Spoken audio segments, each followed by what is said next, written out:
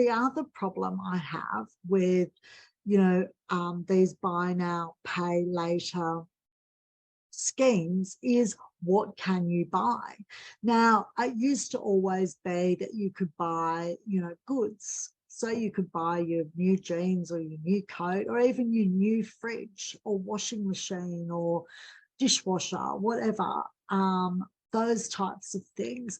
But now it's been extended and extended and extended, to the point now that you can you can go out for dinner and you can put your dinner on buy now, pay later. I was going through, before we came on, I was going through all the places you could go, and they were all high-end restaurants, not all, but mostly high-end restaurants. But there were also things like, a butcher shop and your seafood shop. Now, I understand if you might want to have a party and you want to buy a dozen lobsters like that, you might want to put on Afterpay. I don't agree with it, but I can understand it.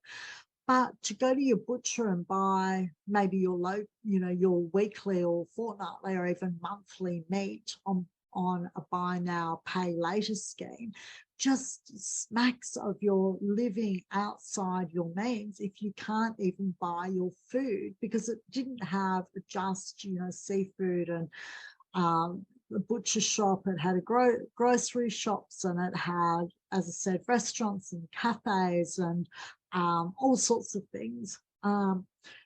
Pretty much everything you could think of, you could buy now on a buy now, pay later scheme. And that felt really, as I said, felt really alarming. It felt like it was really encouraging people to live well and truly outside their means, well and truly outside what they could actually cope with. And that's, that was the problem with credit cards. Credit cards first came out and, they were only available at a certain number of shops, and you could only have a certain limit. And then that grew and grew and grew.